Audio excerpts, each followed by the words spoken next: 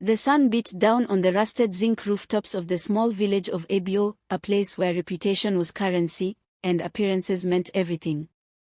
In that village lived Ifeoma, the first daughter of Chief Obidike, a powerful businessman who wore his wealth like armor. His mansion sat like a throne in the heart of the village, surrounded by manicured gardens and bodyguards who barely blinked. Ifeoma, 25, was beautiful, accomplished, and educated.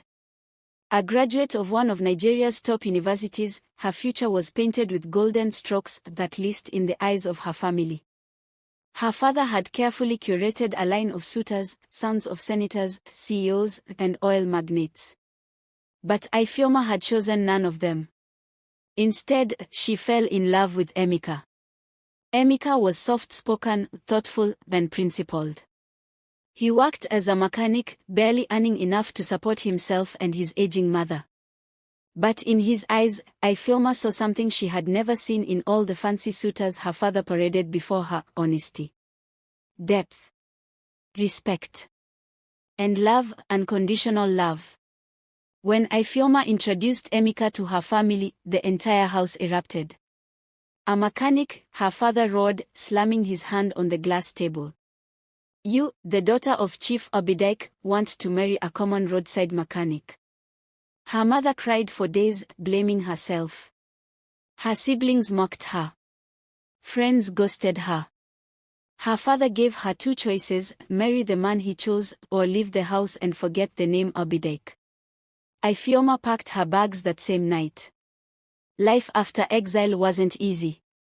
She moved into a small one-bedroom apartment with Emeka. The walls leaked during the rains, and they barely had enough money for both rent and food. But she was happy in a way she never had been before.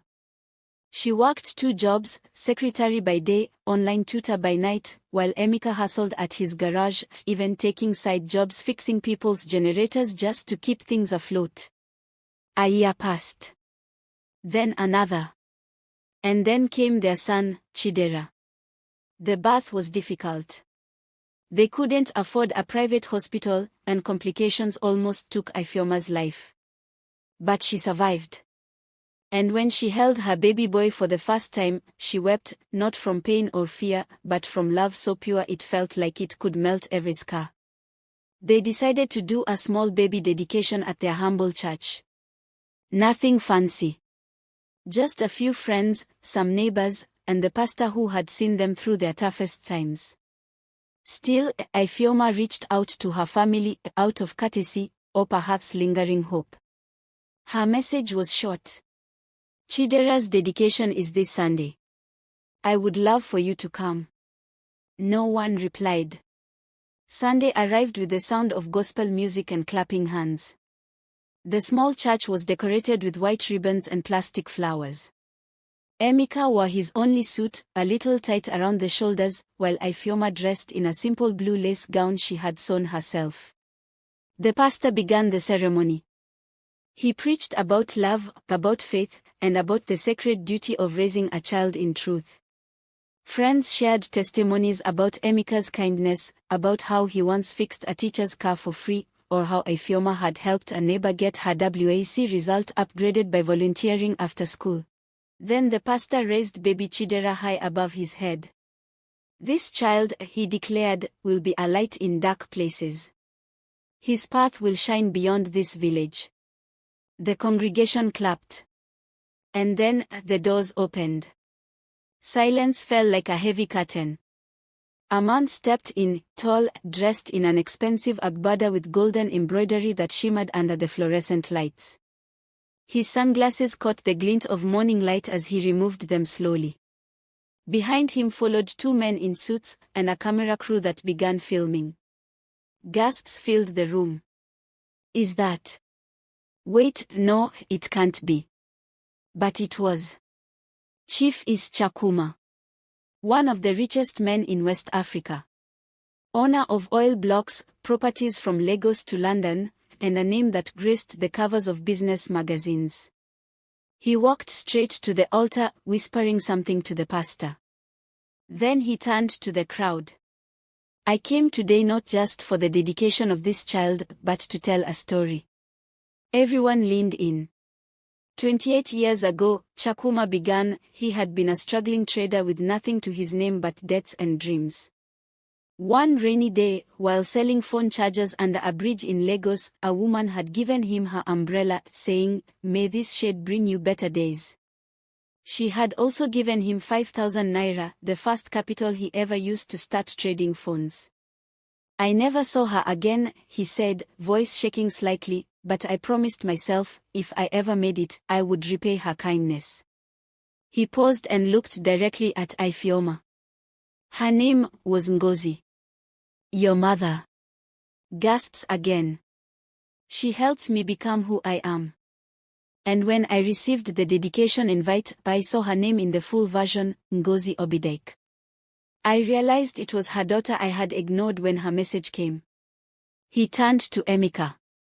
"You, young man, you remind me of myself. Hungry. Honest. Determined. I would be honored to invest in your workshop." He then handed over a gold-plated envelope. Inside, documents gifting Emeka a fully equipped auto center in Enugu and a 10 million naira startup grant. The church burst into applause. Ifeoma stood frozen, eyes wide, her mouth slightly open. Emeka reached for her hand and squeezed it tightly.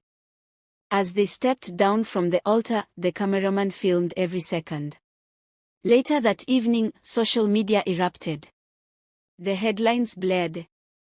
"Billionaire crashes baby dedication, gifts mechanic a business empire. Daughter disowned for marrying poor, ends up richer than her entire village." But the part that mattered most to Ifeoma was not the wealth. It was the message. That value isn't always tied to riches. That those we deem unworthy may carry the greatest treasures in them. And that kindness, no matter how small, echoes louder than any mansion bell. Later that week, her phone rang. It was her mother. "Ifeoma," she said quietly, "I saw the video. Can I come see my grandson?" There was a pause. Then Ifeoma smiled, a slow, calm, peaceful smile. "Of course, Mama. Come and see what love built." The day her mother visited felt heavier than the day Ifeoma got married. Not because of fear, she had long since shed that, but because of the emotional weight of years unsaid, tears hidden, and pride swallowed. Ifeoma cleaned the small living room 3 times that morning. The sofa cushions were fluffed, the plastic fan polished, and the floor mopped until it shined. Chidera, now a chubby 6-month-old, lay giggling in a wrapper on the bed, blissfully unaware that today might change everything. When the knock came, it was soft. She opened the door to find her mother standing alone, dressed in a faded wrapper and headscarf, eyes red and weary. Her mother looked smaller now. Older. "Mama," Ifeoma whispered. But her mother said nothing. She dropped her gaze, took one step forward, and crumbled into her daughter's arms. For a long moment, the only sound in the room was the quiet, muffled sobbing of a mother who had let pride rob her of joy, and the gentle murmurs of a daughter who had waited years for this exact moment. They sat together in silence, holding hands. "I was wrong," her mother finally said, her voice cracking. "We all were. Your father, he's ashamed. But still too proud to admit it." Ifeoma nodded slowly, her heart full, not of resentment, but of grace. She placed Chidera gently in her mother's arms. The baby smiled, grabbing her scarf with curious fingers. "He has your eyes," her mother whispered. They laughed softly. Outside, the sun filtered through the curtain in golden streaks. Inside, 3 generations sat in one room, mended not by wealth or apology, but by time, truth, and unconditional love. Weeks passed, and the buzz from the baby dedication slowly died down online, but the ripple it left in Ifeoma's life was permanent. Emeka's new workshop opened in Enugu with a quiet launch. No media. No cameras. Just loyal customers, grateful mechanics, and a man who hadn't changed despite fortune knocking on his door.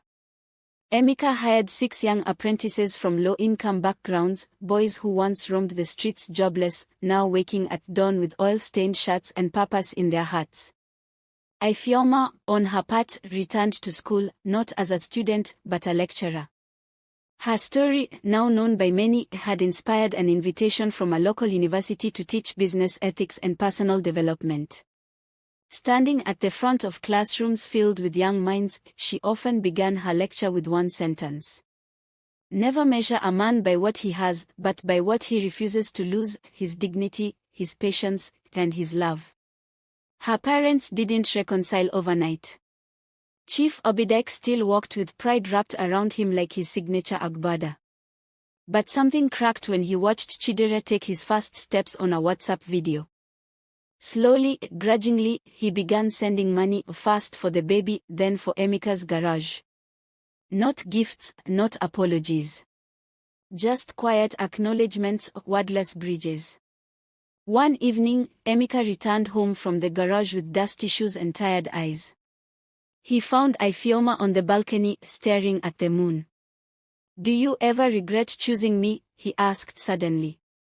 She turned to him, her eyes reflecting the moonlight. "I didn't choose poverty.